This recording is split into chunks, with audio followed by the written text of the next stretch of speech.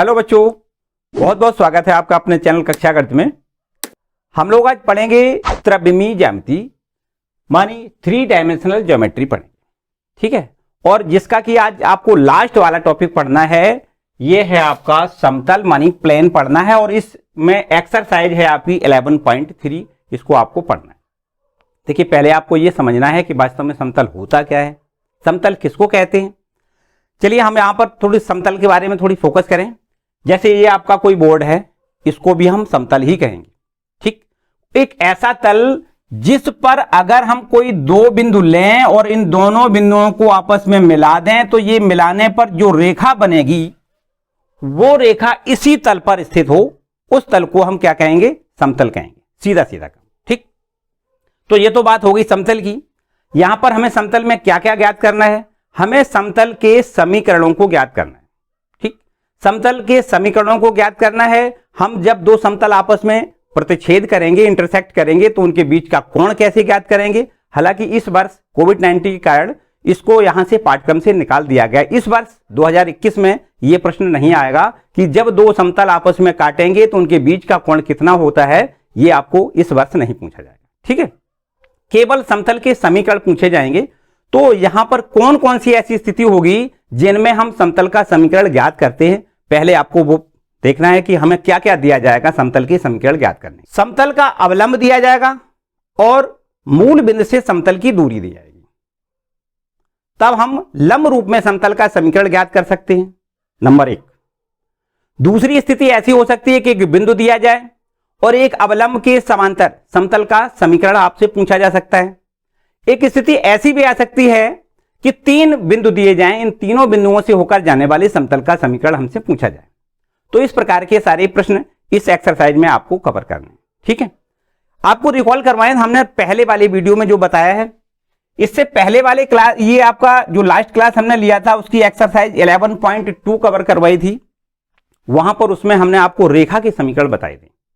रेखा के समीकरण हम कैसे ज्ञात करते हैं, जैसे एक बिंदु दिया जाए और एक सदिश के समांतर रेखा का समीकरण हम कैसे ज्ञात करते हैं। 2 बिंदु दिए जाएं और दोनों बिंदुओं से जाने वाली रेखा का सदिश समीकरण हम कैसे ज्ञात करते हैं। इसके बाद 2 रेखाओं के मध्य का कोण हम कैसे ज्ञात करते हैं। विषम समतलीय रेखाएं हो, विषम समतली रेखाओं के बीच का कोण, मतलब जो रेखाएं समांतर ना हो, ऐसी रेखाएं जो समांतर ना हो, उनके बीच का कोण हम कैसे ज्ञात करते हैं। और उनके बीच का कोण नहीं बल्कि उनके बीच की दूरी हम कैसे ज्ञात करते हैं। और यदि दोनों रेखाएं समांतर होती हैं तब उनके बीच की दूरी हम कैसे ज्ञात करते हैं। तो इस टाइप के सारे क्वेश्चन इस एक्सरसाइज में 11.2 में हमने आपको अच्छे से कवर करवाए, ठीक है। अब तक इस वीडियो को अगर आपने नहीं देखा है तो डिस्क्रिप्शन में लिंक दिया गया है या कोने पे आई बटन दिख रहा होगा, उसको आप प्रेस करके उस वीडियो पे जाके उसको आप बारी बारी से बहुत ध्यान से थोड़ा सा स्लो मोशन में आप जाएंगे, क्योंकि वीडियो बहुत बड़ा है, आराम आराम से पढ़ेंगे, ठीक है। तो उसको आप जरूर कवर कर लें, क्योंकि ये एक्सरसाइज परीक्षा की दृष्टि से बहुत इंपॉर्टेंट है, ठीक है। 5 नंबर का इसमें से सवाल आता है। और ये जो आज पढ़ाने जा रहे हैं, ये समतल वाली जो एक्सरसाइज है, ये भी बहुत इंपॉर्टेंट है, ठीक है। तो उसको बहुत आहिस्ता से ध्यान से पढ़ना है। इसमें हालांकि आज हम हो सकता है कि पूरे एक्सरसाइज के क्वेश्चन ना पूरे कवर करवा पाए, जितने हो जाएंगे मोस्टली हम करवाने की कोशिश करेंगे। और इसके आपको फॉर्मूले, समतल के जो भी फॉर्मूले हमें बताने हैं वो आपको यहां पर पूरे पूरे बताएंगे कि हमें किस किस स्थिति में समतल के समीकरण हमें ज्ञात कर सकते हैं, वो कौन कौन से फॉर्मूले हैं, वो सारे हम यहां पर कवर करवाएंगे, ठीक है। वीडियो को लास्ट तक देखें जिससे किसी प्रकार की कोई समस्या ना रहे। और चैनल पर नए आए तो भैया चैनल को सब्सक्राइब कर लें और साथ ही साथ वीडियो को लाइक कर दें। और देखते हैं यहां पर जो समस्या है उनसे हम रूबरू होते हैं। चलिए देखते हैं। देखिए, पहला रूप होगा जिसमें हमें समतल का समीकरण ज्ञात करना है। उसमें क्या क्या चीजें हमें दी जाएंगी, पहले आपको समझना है अवलंब रूप में समतल का समीकरण। यहां पर हमें देखो 2 चीजें दी जाएंगी। पहली, समतल के अवलंब इकाई सदिश n कैप का मान दिया जाएगा। यहां लिख दें समतल के अभिलंब इकाई सदिश, इसको हम लिखेंगे n कैप से। काय से लिखेंगे, n कैप। ये हमें दिया जाए तथा समतल की मूल बिंदु से दूरी दी जाए। समतल की मूल बिंदु से दूरी, मूल बिंदु से दूरी, ये दो अगर हमें दो चीजें दी जाए, दो केवल, ठीक। अगर इस समतल से मूल बिंदु की दूरी को डी से भी लिख सकते हैं और पी से भी लिख सकते हैं, ठीक। तो यहां पर समतल का समीकरण कैसे निकालेंगे? समतल का देखो ध्यान दें, समतल का सदिश समीकरण ये निकलेगा।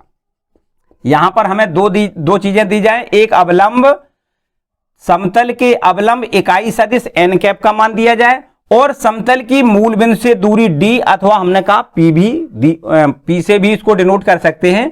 तब समतल का सदिश समीकरण जो होता है वो होता है आर डॉट एन कैप बराबर डी। यहां डी भी लिख सकते हैं अथवा पी लिख सकते हैं। अगर इस दूरी को हम पी से डिनोट कर दें तो बराबर में पी लिख सकते हैं।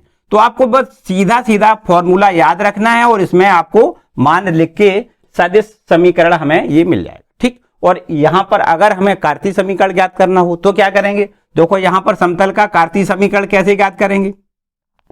कार्तीय समीकरण यहां लिख दें, समतल का कार्तीय समीकरण। तो अगर हमें कार्तीय समीकरण ज्ञात करना है तो क्या कर दें? तो देखो आर बराबर हम लिख दें एक्स आई प्लस वाई जे प्लस जेड के, तथा यहां पर देखो एन कैप बराबर लिखेंगे, ध्यान दें, एन कैप की अगर दिक को जाए, एन कैप की दिक को जाए, यहां लिख दें यदि एन कैप की दिक को जाए एल एम एन हो तो आपको यहां पर एन कैप का मान लिखना है L I plus M J plus N K, ठीक। तब समतल का समीकरण देखो कितना हो जाएगा? यहां पर ये दो चीजें अगर हमें दी जाएं, आर बराबर इतना मान लें और एन बराबर ये इतना मान लें, ठीक। तो इन आर और एन की दोनों की वैल्यू आप यहां रख दें तो समतल का हमें कार्तीय समीकरण मिल जाएगा। देखो आर का मान यहां लिखेंगे X I cap plus Y J cap plus Z K cap और यहां पर डॉट करें एन कैप मानी L I cap plus M J cap plus N K cap और बराबर में यहां लिख दें डी। इन दोनों का देखो यहां पर हम डॉट प्रोडक्ट करेंगे तो आई का आई से गुणा करना है, जी का जे से करना है और के का के से करना है, बाकी सब शून्य हो जाएंगे, सीधा सीधा काम है।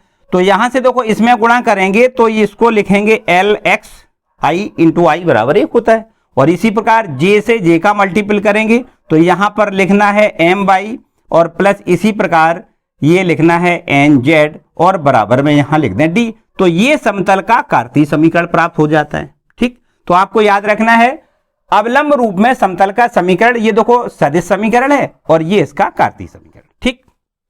पहला आपको एक फॉर्मूला मिल गया कि अवलंब रूप में समतल का समीकरण हमें से अगर पूछा जाएगा तो हमें समतल के अवलंब इकाई सदिश एन कैप का मान दिया जाएगा और समतल की मूल बिंदु से दूरी डी दी जाएगी। तो हमें इन दोनों वैल्यूओं को यहां पर रख देना है, बस समतल का समीकरण सीधा प्राप्त हो जाएगा, ठीक है। और यदि हमें कार्तीय समीकरण ज्ञात करना है तो आपको याद रखना है, हर प्रश्न में भी ऐसे ही करना है कि आर का मान इतना लिखना है एक्स आई प्लस वाई जे प्लस जेड के और यहां पर इसकी एन कैप की जो दिक्कतें होंगी उनको ज्ञात करेंगे और बस इसके बाद एन कैप का मान निकाल के इसमें रख देंगे, डॉट प्रोडक्ट करेंगे, ये आपका समतल का समीकरण आ जाएगा, ठीक है। एक बात देखो और समझ लें कि समतल की मूल बिंदु से दूरी डी आपको पता है, समतल की मूल बिंदु से दूरी डी आपको पता है और समतल की ये जो दिक्भुजाएं हैं उनको हम एल एम एन से लिख लें, ये भी हमें पता है। तो जो समतल पर अवलंब होगा उसके हमें पाद बिंदु के निर्देशांक कभी पूछे जा सकते हैं। तो ध्यान दें कि यदि दिक्भुजाएं एल एम एन पता है और समतल की मूल बिंदु से दूरी डी पता है तब हमें समतल के पाद बिंदु के निर्देशांक यहां देखो यहां लिख देते हैं, समतल के पाद बिंदु के निर्देशांक, पाद बिंदु के निर्देशांक बराबर देखो ध्यान दें, समतल के पाद बिंदु के निर्देशांक हो जाएंगे L into D comma M into D comma N into D. बस डायरेक्ट आपको याद रखना है, अगर हमें ये दिक्भुजाएं एल एम एन ज्ञात हैं और समतल की मूल बिंदु से दूरी डी ज्ञात है तो अगर हमें समतल के पाद बिंदु के निर्देशांक, समतल के लंब के पाद बिंदु, समतल के काहे के लंब के पाद बिंदु, समतल के लंब के पाद बिंदु के निर्देशांक हमें ज्ञात करना है। तो हमें लिखना है L into D, M into D, N into D होते हैं। ठीक, बाय द वे पूछा जाए किसी प्रश्न में, आपको याद रखना है। हमने आपको देखो ये सारी चीजें वैसे तो प्रूव हैं, लेकिन यहां एग्जाम में प्रूफ के लिए नहीं पूछा जाएगा, आपको सीधा समीकरण पूछा जाएगा, समतल का समीकरण बताइए। तो हमें जो स्थितियां दी जाएंगी वो हमें पता होनी चाहिए, बस हम सीधा सीधा फॉर्मूले में मान लिखेंगे, समतल के समीकरण हमें ज्ञात हो जाएंगे। ठीक है, तो अब देखते हैं नेक्स्ट जो आपका समतल का समीकरण नेक्स्ट है वो क्या क्या दिया जाएगा उसके बारे में समझें। देखिए दूसरे प्रकार से हम समतल का समीकरण कैसे ज्ञात कर सकते हैं।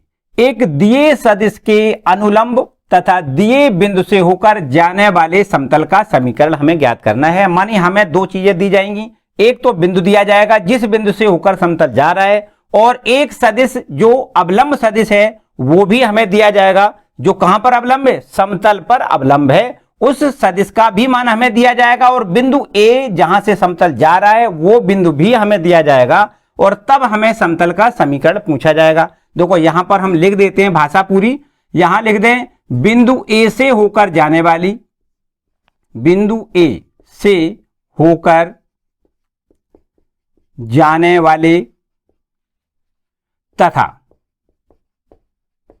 सदिश एन पर तथा सदिश एन पर लंब समतल का समीकरण, पर लंब समतल का समीकरण, लंब समतल का समीकरण बिल्कुल एकदम सूत्र याद रखना है, बस केवल कैसे करना है देखो r डॉट एन बराबर a डॉट एन, बस इतना याद रखना है। यहां पर हमें ये दोनों वैल्यू प्रश्न में दी जाएंगी, यहां पर किस बिंदु से ये आपका समतल जा रहा है वो बिंदु भी हमें दिया जाएगा, उस बिंदु को हम a मान लेंगे, और जो अवलंब सदिश है उसको हम n से डिनोट करेंगे, बस a और n के मान हम यहां पर रख देंगे तो हमें मिल जाएगा समतल का समीकरण। ठीक है, इसके बाद तीसरे प्रकार से हम समतल का समीकरण कैसे ज्ञात करेंगे।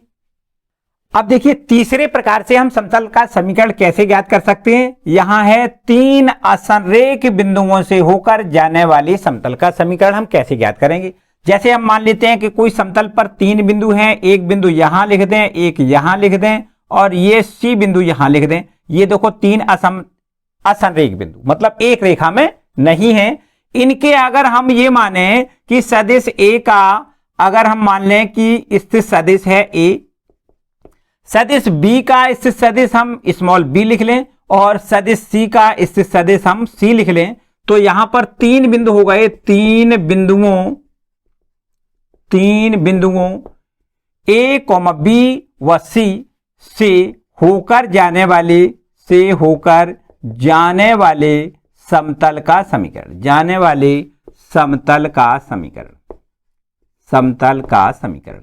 देखो ध्यान दें, अगर हमें तीन बिंदु दिए जाएं जो असंरेख हों, ठीक, तो उन तीन बिंदुओं से होकर जाने वाले समतल का समीकरण आपको याद रखना है, बिल्कुल एकदम डायरेक्ट याद रखना है। r माइनस ए डॉट, यहां से लिखेंगे b माइनस ए और क्रॉस का निशान लगाएं, फिर लिख दें c माइनस ए और यहां इसको बराबर में लिख दें 0। ठीक, याद रखना है सीधा सीधा मान। देखो ए बी सी तीन बिंदु क्या हैं जिनके स्थित सदिश हमें दिए जाएंगे, और इन तीनों बिंदुओं से होकर जाने वाले समतल का समीकरण आपको ज्ञात करना है। r minus a dot b minus a cross c minus a और बराबर 0। ठीक है, ये भी आपको सीधा सीधा याद रखना है। यहां पर हमें ए बी सी तीन बिंदु दिए जाएंगे, उनके तीनों के स्थित सदिश हमें दिए जाएंगे, बस इन तीन जो ए बी सी तीन बिंदु हैं उनकी सीधी सीधी वैल्यू यहां रख देनी है। देखो याद करें, ये बीच में क्या है, क्रॉस प्रोडक्ट है, तो सबसे पहले हमें b माइनस ए की वैल्यू ज्ञात करनी है, यहां c माइनस ए की वैल्यू ज्ञात करनी है, और फिर इसके बाद सारणिक बना के क्रॉस प्रोडक्ट का मान ज्ञात करना है, और फिर इसके बाद यहां तो देखो डॉट है ना, यहां तो कोई समस्या वाली बात नहीं, और बराबर 0 लिखना है। ठीक है, तो इस तरीके से ये हम तीन बिंदुओं से होकर जाने वाले समतल का समीकरण ज्ञात करेंगे। ठीक है भाई, इसके आगे देखते हैं। अब तक आपने रेखा के तीन समीकरण पढ़े, तीनों कंडीशनें अलग अलग हैं, हमें अलग अलग कंडीशनों के अनुसार तीन समीकरण रेखा के प्राप्त होते हैं। अब हमें यह देखना है कि समतल के समीकरण का अंतःखंड रूप क्या होता है। देखो ध्यान दें, यदि कोई समतल अक्षों से ए कॉमा बी व सी के अंतःखंड जब काटता है तब रेखा का समीकरण यहां लिख दें, यदि कोई समतल अक्षों से ए कॉमा बी व सी के अंतःखंड काटता है तब समतल का समीकरण क्या होता है, आपको याद रखना है, x upon a plus y upon b plus z upon c बराबर में 1। ठीक, यहां पर ये सदिश का निशान आपको नहीं रखना है, ठीक है। तो अक्षों पर ए बी और सी के अंतःखंड कोई रेखा अगर काटता है, कोई समतल अगर अक्षों से ए बी व सी के अंतःखंड काटता है तब समतल का समीकरण होता है x upon a plus y upon b plus z upon c बराबर 1। सीधा आपको याद रखना है। यह भी कंडीशन कभी कभी आपको दी जाएगी कि यदि कोई समतल अक्षों से 2, 3 व 4 के अंतःखंड काटता है तो समतल का क्या समीकरण होगा। तो आपको यहां पर ये 2, इसको 3, इसको 4 लिख देना है, समतल का समीकरण मिल जाएगा। ठीक है ना। इसके बाद कोई दो समतल जब प्रतिच्छेद करते हैं तो प्रतिच्छेदन बिंदु से होकर जाने वाले समतल का समीकरण कैसे ज्ञात करते हैं। मान लें थोड़ी देर के लिए ये हमें कोई दो समतल दिए जाएं, यहां पर इसको देखो रब कर दें। अब देखते हैं कोई दो समतल हमें दिए जाएं। मान लें कि पहला समतल है r डॉट n बराबर d1, यहां लिख दें, यहां n1 लिख दें। r डॉट n1 बराबर d1 एक मान लें ये समतल है। दूसरा समतल यहां लिख दें r डॉट n2 और बराबर में इसको लिख दें d2, ये आपका दूसरा समतल है। इन दोनों समतलों की प्रतिच्छेदन रेखा से जाने वाले समतल का समीकरण अगर आपसे पूछा जाए तो देखो यहां लिख दें। तो यहां पर दोनों समतलों की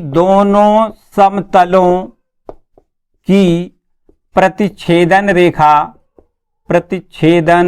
रेखा से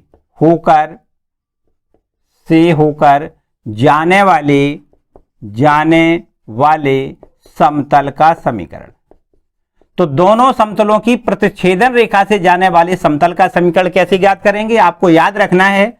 यहां पर देखो इसका फॉर्मूला नहीं है, इसकी आपको एक प्रोसेस याद रखनी है। क्या करेंगे, सबसे पहले पहला समतल लिखेंगे r डॉट n1 और इसको अगर इधर ले आएंगे तो माइनस का हो जाएगा d1 और इसको प्लस करके लैम्डा से जोड़ दें, किसी अचर राशि से जोड़ दें। और ये दूसरा समतल इसी प्रकार लिख दें, यहां पर लिख दें r डॉट n2 और माइनस में यहां लिख दें d2 और बराबर में 0। ये आपका देखो पहला समतल है प्लस लैम्डा इंटू दूसरा समतल बराबर 0, सीधा ऐसा लिखना है। ठीक है। और इसमें फिर ये लैम्डा की वैल्यू ज्ञात करने के लिए आपको प्रश्न में कंडीशन दी जाएगी। ठीक, वो कंडीशन यहां पर आप जैसे ही अप्लाई करेंगे वैसे ही आपको लैम्डा का मान मिल जाएगा। बस यहां पर लैम्डा का मान लिख दें तो समतल का आपको समीकरण मिल जाएगा सीधा। ठीक है। तो दोनों समतलों की प्रतिच्छेदन रेखा से जाने वाले समतल का समीकरण। तो ये तो कार्तीय रूप में ये तो सदिश रूप में समतल के समीकरण दिए जाएं तब आपको ये करना है। बाय द वे अगर आपको कार्तीय रूप में समतल के समीकरण दिए जाएं, देखो यहां पर लिखें कार्तीय रूप में समतल के समीकरण।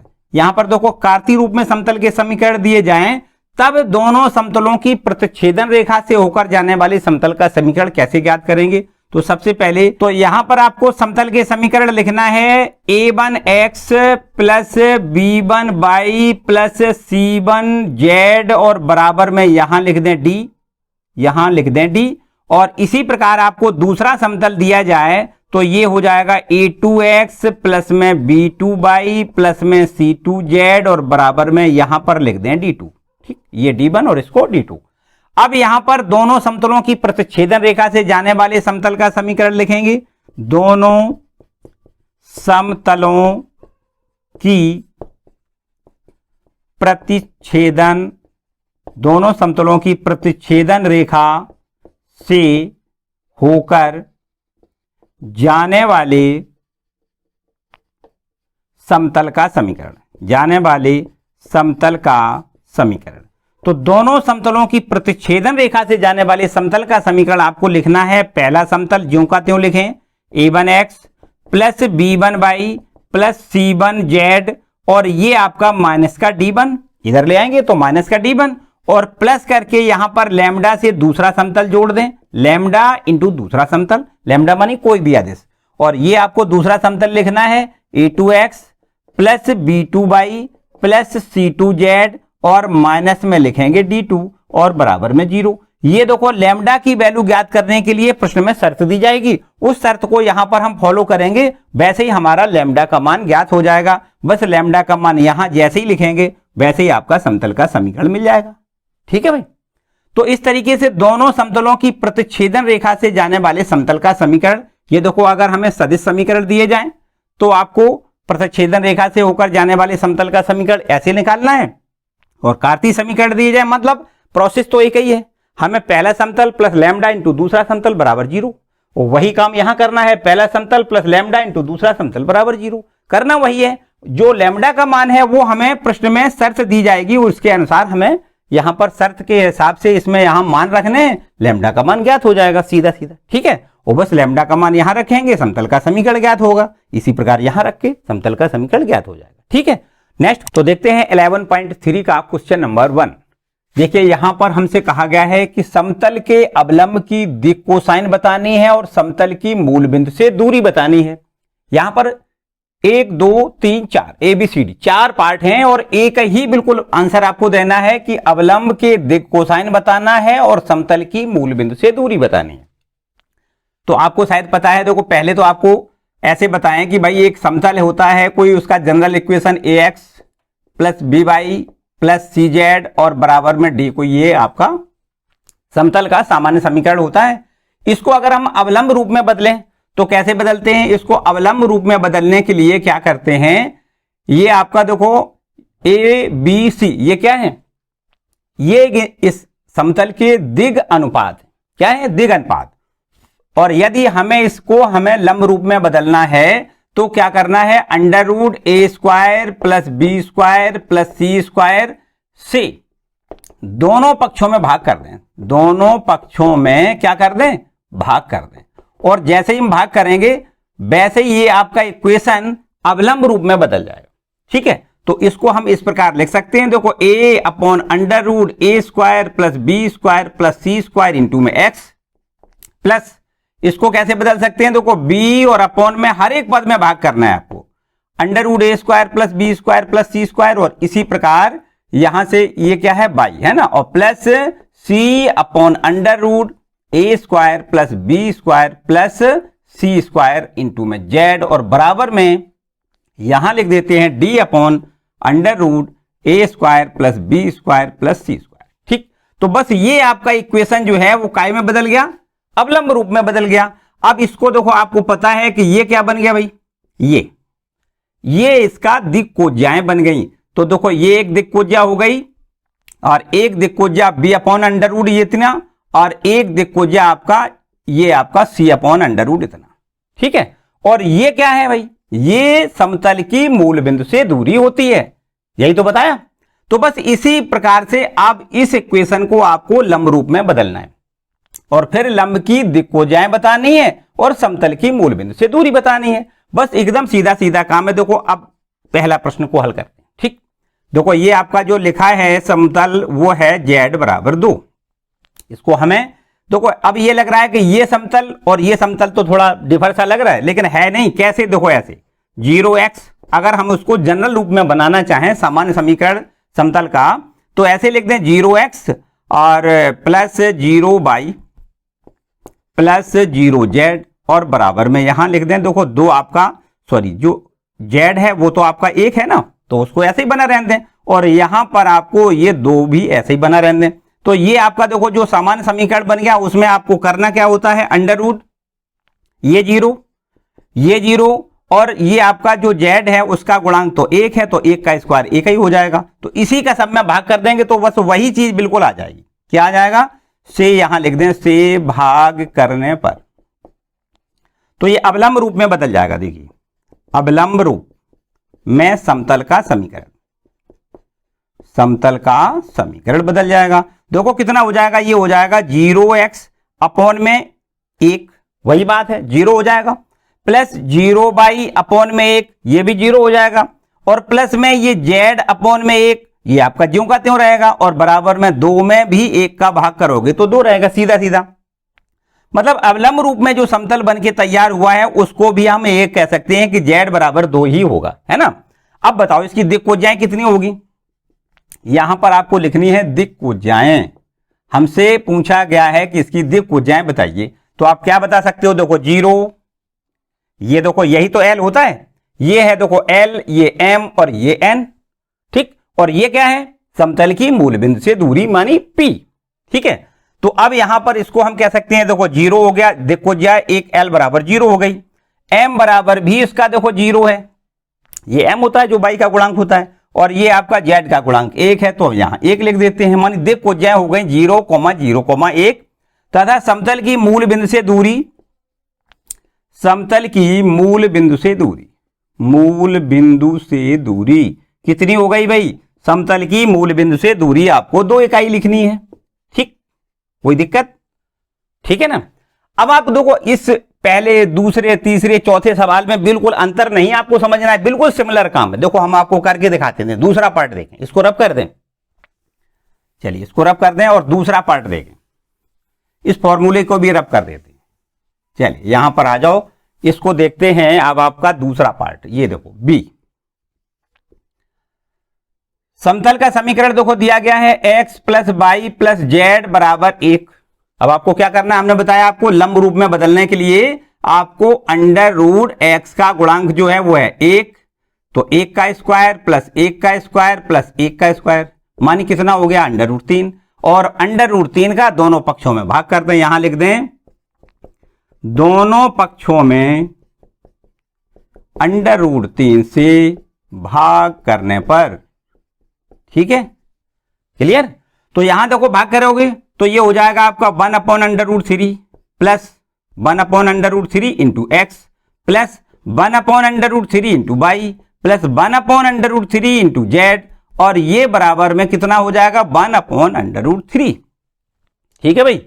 अब बताओ देखो ये आपका बिल्कुल किस किस फॉर्म में बदल गया, देखो LX plus MY plus NZ बराबर P, ये आपका जो देखो जाए L बराबर 1/√3, M बराबर 1/√3 और N बराबर भी आपका 1/√3, जबकि समतल की मूल बिंदु से दूरी 1/√3 होगी, ठीक है।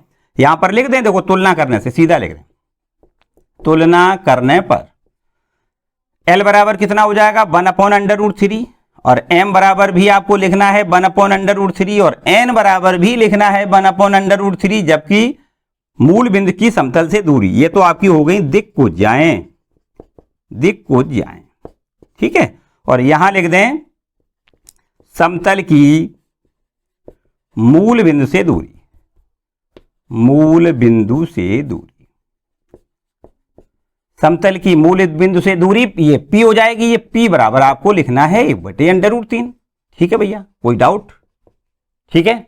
अब मेरे ख्याल से आप ये खुद कर सकते हो ना। देखो ध्यान रखना है, ये माइनस का है तो कोई समस्या नहीं है, बस माइनस का L का मान, ये देखो M का मान तो आपका प्लस में ही आएगा, L का मान, M का मान देखो माइनस में आएगा, माइनस का 3 अपॉन में अंडर जो भी, और ये भी देखो N का मान भी उसी प्रकार आएगा -1/√, इसका जो भी भाग में आएगा जी, है ना। और इसी प्रकार समतल की मूल बिंदु से दूरी 5/, में जो भी आएगा, ठीक कर सकते हो। और बिल्कुल ठीक इसी प्रकार देखो इसको करना है। सबसे पहले हमें देखो इसको रूप पहले मानक रूप में कैसे बनाओगे, इसको मानक रूप में बनाने के लिए आपको क्या करना है, देखो 0x, ध्यान से समझना है, डी वाले का पार्ट का हम देखो कुछ हिंट कर रहे हैं आपको, क्या करना है 0x plus 0y plus 5z, तो आपका ठीक लिखा है, और बराबर में ये माइनस का 8 लिख दो, इधर पहुंचाओ, ठीक। अब क्या करना है, प्रत्येक पद में अंडर देखो ये तो 0 है, प्लस ये भी 0 है, और ये आपका प्लस का 5 और इसका स्क्वायर, और बराबर आपको 25 का वर्गमूल कितना 5 लिखना है, और 5 का दोनों पक्षों में भाग करेंगे, ठीक है। तो ये आपका बन जाएगा 0x बटे में 5 करोगे भैया 0 ही रहेगा। इसी प्रकार बिल्कुल यहां पर 0 बटे में 5 इंटू बाई करोगे, ये भी 0 रहेगा, और ये आपका देखो 5 में 5 का भाग करोगे तो कितना आ जाएगा 1, और इंटू में z, और बराबर में माइनस का 8/5। क्लियर। देखिए ये देखो l बराबर कितना हो जाएगा, ये आपका l ही तो होता है, lx plus M Y plus N Z बराबर में p, ऐसे ही तो होता है। तो यहां पर l बराबर आपको 0 लिखना है, m बराबर भी देखो 0 लिखना है, और बिल्कुल इसी प्रकार n बराबर भी आपको क्या लिखना है 1 लिखना है भाई, है ना। और मूल बिंदु से समतल की दूरी p बराबर माइनस का 8/5 लिखना है, लेकिन एक याद रखिए भैया माइनस में नहीं दूरी लिखी जाती है, इसलिए इसमें पॉइंट लगा दें आप, और p बराबर आपको 8/5 इकाई लिखना है। ठीक, समतल की मूल बिंदु से दूरी कितनी लिखोगे 8/5 इकाई। क्लियर। तो इस तरीके से हम कह सकते हैं कि question number A B C D चारों आपके पार्ट कर। क्लियर। नेक्स्ट क्वेश्चन देखते हैं। अब देखते हैं क्वेश्चन नंबर दूसरा। उस समतल का सदिश समीकरण ज्ञात करिए जो मूल बिंदु से 7 मात्रक की दूरी पर है और सदिश 3i + 5j - 6k पर अविलंब है। देखिए बिल्कुल एकदम आसान सा प्रश्न है। देखिए ये पहले सदिश दिया गया है, सदिश कितना है देखो, ये कोई सदिश है 3i + 5j और माइनस का 6k, इसके अनुदिश मात्रक सदिश पहले ज्ञात कर लें कि अनुदिश मात्रक सदिश, अनुदिश मात्रक सदिश, आपको पता है मात्रक सदिश बराबर क्या होता है, सदिश बटे मापांक, मानी n कैप से इसको लिखते हैं, और ये आपका सदिश है 3i कैप प्लस का लिख दें 5j कैप माइनस में 6k कैप, और अपॉन में इसका मॉड से भाग कर दें। ओवर मॉड बराबर कितना हो जाएगा देखो, 3 का स्क्वायर 9 प्लस 5 का स्क्वायर 25 माइनस 6 का स्क्वायर प्लस में 36। ठीक है, तो बस अब इसको आगे हल करेंगे तो ये आपका हो जाएगा 3i कैप प्लस में 5j कैप माइनस का 6k कैप और अपॉन अंडर रूट, यहां जोड़ दें देखो 6 5 11 और 9 हो गया आपका कितना देखो 20, और 2 3 5 और 2 7 मानी अंडर रूट 70 लिख दें। ठीक है, और इस तरीके से भाई इसका देखो अब हमें वर्गमूल नहीं आएगा, ऐसे ही बना रहने, कोई समस्या वाली बात नहीं। एन कैप की वैल्यू मिल गई हमें, अब क्या करना है, अब हमें समतल का समीकरण निकालना है। देखो समतल का समीकरण जिसकी मूल बिंदु से दूरी कितनी है 7 इकाई, आपको लिखना है मूल बिंदु से दूरी किससे डिनोट करते हैं d से, आपको लिखना है d बराबर 7। यहां लिख दें समतल का समीकरण क्या होता है भैया पता है ना, क्या होता है r डॉट n कैप बराबर d। ठीक, बस इसमें मान लिखेंगे, सीधा सीधा काम है। देखो r डॉट n कैप की वैल्यू यही लिखेंगे 3i प्लस का 5j माइनस में 6k और अपॉन में लिखना है अंडर रूट 70 और बराबर में लिखना है d की वैल्यू कितनी 7। ठीक, बस इसको यहां से यहां पहुंचा दे, ज्यादा से ज्यादा इतना ही कर सकते हैं, बाकी और आपका यही आंसर है। यहां लिख दें r dot 3i cap plus का 5j cap minus 6k cap और बराबर में लिख दें 7 इंटू अंडर रूट 70। ठीक, ये हो गया समतल का समीकरण। क्लियर। नेक्स्ट क्वेश्चन देखें। देखिए क्वेश्चन नंबर 3 लिखा है समतलों का कार्तीय समीकरण हमें बनाना है। देखो ध्यान दें यहां पर हमें सदिश समीकरण दिए गए हैं, 3 प्रश्न हैं इकट्ठे एक ही बार में, तो आपको पहले नंबर पे देखो पहला प्रश्न करना है ए पार्ट इसका। ठीक, यहां लिखा है r dot I cap plus में j cap minus k cap और बराबर में 2। इसको क्या करना है सदिश समीकरण के रूप में बदलना है, बिल्कुल एकदम आसान काम है। आपको r बराबर मान लेना है xi प्लस वाई जे प्लस जेड के, बस ये आपको यहां पर रख देना है और इसके बाद इसका डॉट प्रोडक्ट कर देना है, आपको बिल्कुल एकदम कार्तीय समीकरण मिल जाएगा। ठीक, कुछ नहीं करना है, बिल्कुल आसान काम है। यहां लिख दें, देखो यहां पर हमें r का मान लिखने से क्या मिलेगा, देखो ये मिल जाएगा xi cap plus Y J cap plus Z K cap और डॉट का यहां निशान लगाएं और यहां पर लिख दें i plus J plus minus के, है ना, माइनस के और बराबर में कितना 2। बस इसका इसमें अदिश गुणा कर दें, अब बस आपका सीधा सीधा आंसर आ जाएगा। देखो इसका इसमें i से i का गुणा आपको पता ही 1 होता है, तो आपको केवल x से लिखना है, और ये j से j का गुणा 1 होता है तो इसको केवल हमें y लिखना है, और इसी प्रकार k से k का गुणा भी 1 होता है तो यहां पर हमें माइनस का z लिखना है। ठीक है, और बस बाकी हम गुणा करेंगे, जैसे i का गुणा j में तो 0 हो जाएगा, जे आई का गुणा के में करेंगे ये भी जीरो हो जाएगा, मानी बाकी सब जीरो हो जाएगा। आई का आई में, जे का जे में और के का के में गुणा करना होता है और बराबर ये आपका 2। ये हो गया इसका सदिश समीकरण, सॉरी कार्तीय समीकरण है ना। सदिश समीकरण दिया गया था, ये आपका कार्तीय समीकरण बन गया। इसी प्रकार बिल्कुल ये आपका देखो सेकंड पार्ट करना है, इसी प्रकार थर्ड पार्ट करना है। कुछ नहीं है यहां पर देखो, बी पार्ट के हल करने के लिए आपको आर बराबर लिखना है, मान लेते हैं आर बराबर x I plus by J plus Z के, ठीक है। और यहां पर अगर हम रख दें तो ये हमारे पास हो जाएगा, देखो रखने पर, यहां लिख दें रखने पर, समतल के समीकरण में रख दें तो ये हमारे पास देखो हो जाएगा x I plus by J plus में जेड के, और ये डॉट बीच में लगाएं और इसके बाद में यहां लिख दें 2i प्लस का लिखें 3j और माइनस का लिखें 4k और बराबर में सीधा सीधा 1। डॉट गुणा कैसे करते हैं, वही काम जैसे अभी इसमें किया, आई से आई का गुणा, जे से जे का गुणा और के से के का गुणा। तो ये हो जाएगा देखो 2x और बाई से ये आपका जे से जे का जब गुणा करेंगे तो आपका ये बनेगा कितना 3y, और इसी प्रकार के से के का गुणा करेंगे तो माइनस का बनेगा कितना 4z, और ये बराबर में आपको 1 लिखना है। सीधा काम खत्म काम, ठीक है ना। बस सीधा सीधा काम, इसमें भी देखो आर का मान वही लिखना है जो अभी बताया, और इसका बाद इसके हमें सीधा सीधा गुणा करके आंसर आ जाएगा। ठीक, नेक्स्ट क्वेश्चन देखते हैं। अब देखते हैं क्वेश्चन नंबर 4। लिखा है मूल बिंदु से खींचे गए लंब के पाद बिंदु के निर्देशांक हमें ज्ञात करना है। देखो हमें यहां भी 1 2 3 4 पार्ट दिए गए हैं, चारों में एक ही बात पूछी गई है कि लंब के पाद बिंदु के निर्देशांक ज्ञात कीजिए। तो देखो सबसे पहले हमें लंब रूप में इसको बदलना है, तो यहां बदल देते हैं। देखो यहां पर हम सबसे पहले पहला ही प्रश्न हल कर लेते हैं। यहां दिया गया है ये आपका जो समतल है उसका जनरल समीकरण है, मानी इसका सामान्य समीकरण 2x प्लस 3y प्लस का 4z, और इसको हम अगर -12 इधर ले जाएं तो प्लस का ये 12 हो जाएगा। ठीक, अब इसको लंब रूप में बदलने के लिए हमने आपको बताया क्या करना होता है, अंडर रूट, इसको लिख दें। देखो ये दिग को जाए, सॉरी दिग अनुपात हैं, इसको हमें यहां पर ये दिग अनुपात है 2 3 और 4, तो यहां पर हमें लिखना होता है a square plus B square plus C square, मानी 2 का स्क्वायर प्लस 3 का स्क्वायर और प्लस में क्या 4 का स्क्वायर। ठीक, तो ये बराबर हमें कितना मिल जाएगा, देखो 2 का स्क्वायर 4 कर दें, 3 का स्क्वायर 9 कर दें और ये 4 चौको 16 कर दें, 16 9 25 और 25 में 4 जोड़ें तो आपको लिखना है यहां अंडर रूट 29। बस अंडर रूट 29 का दोनों पक्षों में यहां भाग करेंगे तो ये आपका लंब रूप में बदल जाएगा। कैसे देखो बदलना है, आपको लिखना है 2x और डिवाइडेड बाय अंडर रूट 29 लिख दें, प्लस का 3y और अपॉन में अंडर रूट 29 लिख दें, और प्लस में यहां 4z और यहां भी आपको अंडर रूट 29 लिखना है, और बराबर में 12 बटे में अंडर रूट 29। ये आपका लंब रूप में बदल गया। मतलब सीधा सीधा हम कह सकते हैं कि lx plus my plus nz बराबर p इस रूप में, या इसको d कह दें।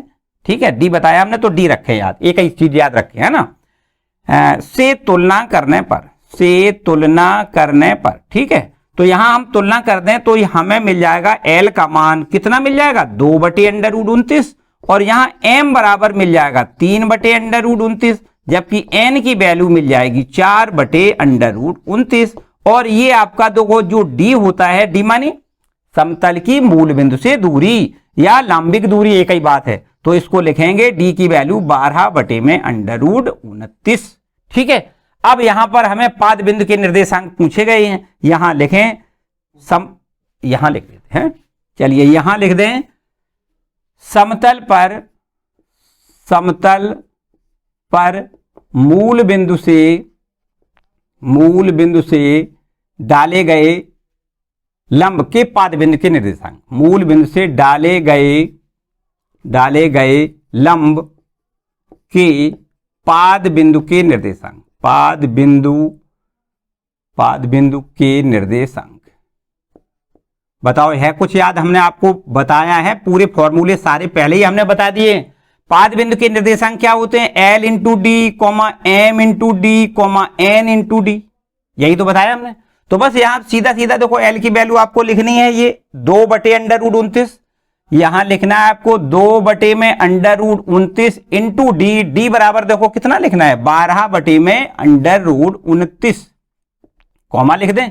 एम की वैल्यू आपको लिखनी है 3/√29 और डी की वैल्यू लिखनी है 12/√29, कॉमा यहां एन की वैल्यू भी आपको लिखनी है। देखो कितनी लिखनी है, 4/√29 और डी की वैल्यू आपको लिखनी है 12/√29। ये आपके हो गए लंब के पाद बिंदु के निर्देशांक। ठीक है, तो यहां पर देखो हम लिख देते हैं 12 दूनी 24 लिख दें और √29 का √29 में गुणा पूरा 29 लिख दें।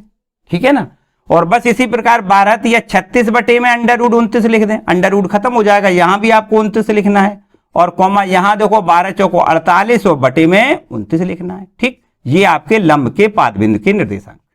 ठीक है भैया, तो इसी प्रकार देखो आपको अब ये आपका सेकेंड पार्ट है, बी वाला पार्ट, यही बिल्कुल प्रोसेस करनी है। सबसे पहले इसको हमें लंब रूप में बदलना है। तो लंब रूप में बदलने के लिए हमने आपको जो प्रोसेस बताया कि पहले तो आपका जी देखो माइनस का जो 6 है वो पहले आप राइट हैंड ले जाएं, जैसे आपका यहां 12 हम इधर ले गए थे उसी प्रकार बिल्कुल आपको यहां पर 6 को राइट हैंड में ले जाना है। और यहां पर देखो x है नहीं, कोई बात नहीं है, परेशान होने की जरूरत नहीं है। देखो हम इसका रूप बना के यहां बता दें आपको और इसको आप स्वयं खुद कर सकते हो। देखो हम बी पार्ट इसका यहां पर आपको करके थोड़ा सा दिखाएंगे।